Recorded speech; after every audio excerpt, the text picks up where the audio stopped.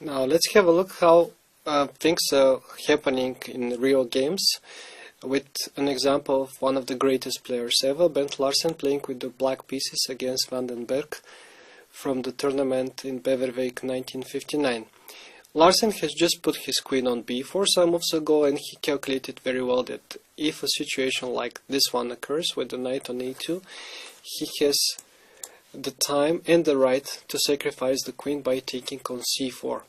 After knight takes b4, a forced line follows with knight takes e3. White answered queen e2, and the other move would have been to take on c6, hoping to go into an endgame after knight d1, knight e7 check, king h8, and rook a d1. This endgame Larsen considered to be actually slightly better for white because of the idea with f6. Therefore, he didn't like the idea of taking back the queen, but he wanted to take on c6 instead. And after queen e2, knight takes f1, rook takes f1, and c5, he will have a very nice position in which he can never lose, that's for sure. But after that, his plan is going to be to double the rooks on the b file, to start attacking the weaknesses on b3 and b2, and also from b4 these rooks can be transferred to d4 and b4 to attack the pawn on e4. Black is clearly better. I'm not sure if he is winning, but he is clearly better, and a similar position could arise in the game as well. After queen e2, knight takes f1, knight takes c6.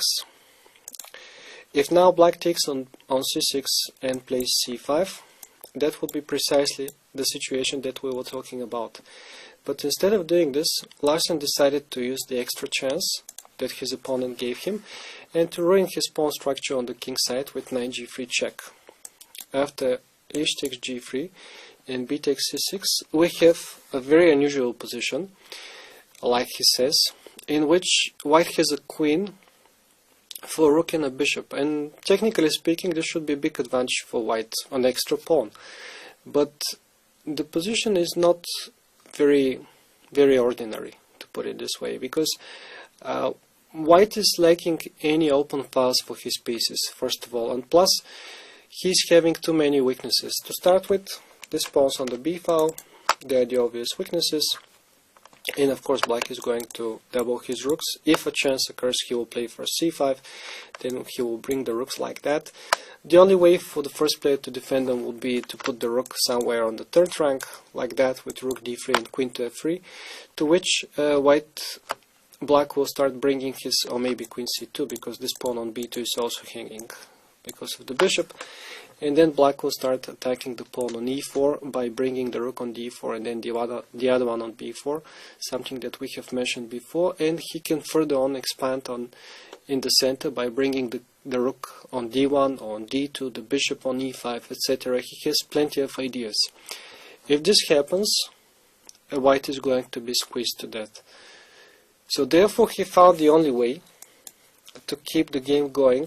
That's a very nice chance. He sacrificed the pawn, but in return he received a passer on the e file, which is deflecting the black pieces from what they are doing at the moment. After ab4, a5, c5, he also played in a good way rook a2. He's moving away from the bishop's attack on the long diagonal, and he wants to set free the rook. The other idea is rook a4 instead, and in that case Larsen planned to play bishop e5 to attack the pawn on g3 as well, and then he gives the following lines after bishop e5. If white advances the pawn on g4, that would be a mistake. He wants to open a second front on the queen side with c4. When if the queen takes on c4, there will be rook fc8, queen f1, bishop takes b2, and suddenly black's threats are becoming unstoppable. Say king g1, simply b3, the other rook is coming behind the pawn, this bishop is stepping behind the pawn, is going on b2, and then nobody can stop it. And in this line, if instead of taking on c4 with the queen, white takes instead of that on b4, then there are still troubles on the first rank. Rook is going to take on a5, and after g3 there will be c3, discovering the other rank, the first and the second rank. Say bc3, rook a1 check, king g2, bishop takes c3, with too many files to guard. The first, the second, and the third. Black is going to bring the bishop on e5, and then this rook is coming on the open files to prepare for the attack against the white king.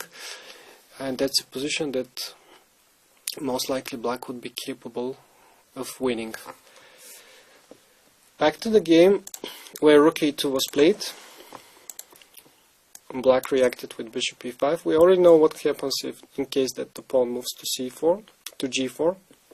White correctly defends with queen g4. He is giving yet another pawn, but he's at least blocking the position on the queen side. The rooks, for the time being, are not getting into his camp, and he's hoping that he can hold this one. Rook fb8, king g1, king g7, and first Larsen is improving a bit his pieces.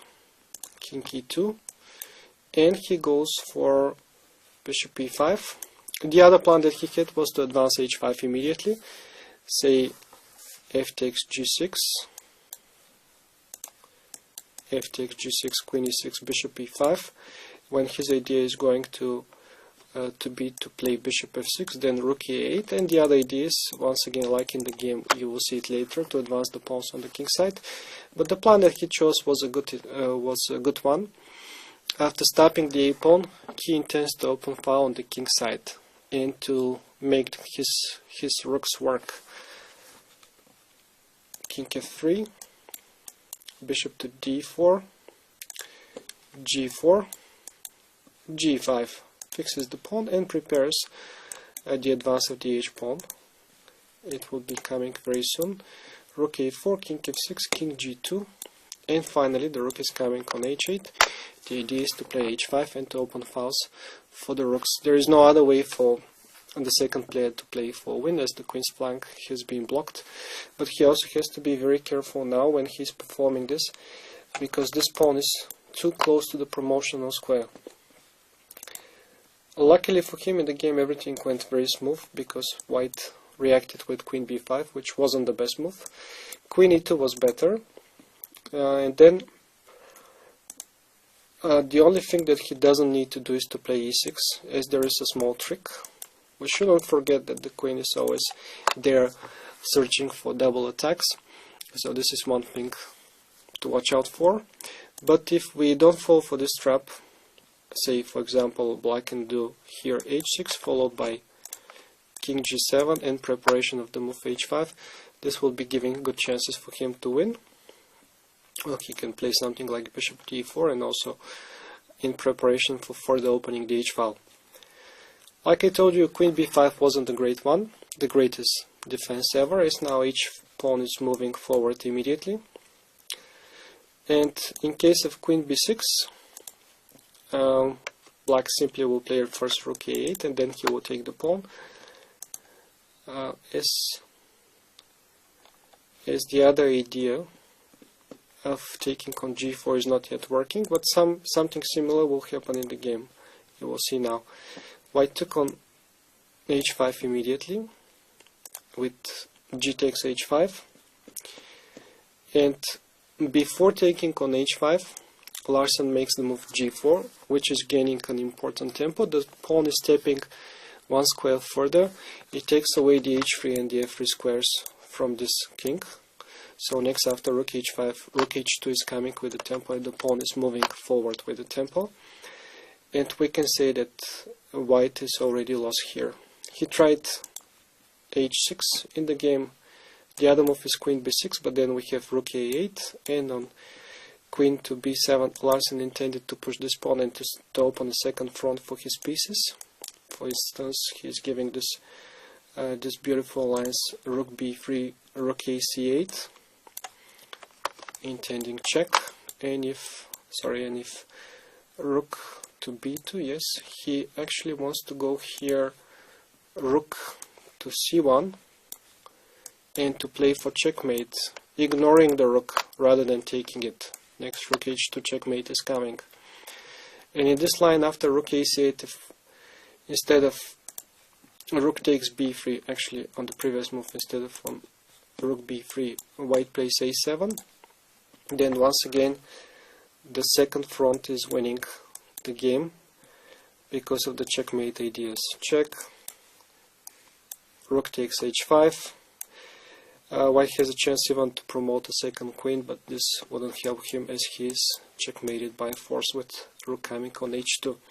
So in these lines we see that the bishop on e5 together with the rooks is working in the most beautiful way and is actually creating the mating threads against this king. Finally, what happened in the game was that on move number 36, instead of queen b6, h6 was tried. Rook takes h6, queen b8. The rook is trapped, but it doesn't matter anymore because black has enough chances on the other side of the board. The rook, the pawn, and the bishop are working in perfect synchrony here. King f1, g3, queen takes a7, g2, this pawn is becoming a queen, and it is black who is checkmating after bishop e5. So as a result of this play, white won the rook, but it wasn't enough for him to save the game. Whenever you're having a bishop and a rook, look for ideas like that. First of all, try to fix the opponent's weaknesses, to freeze the opponent's pieces with the defense of those pawns, those weaknesses, and then you can open a second front like Larsen did in this game.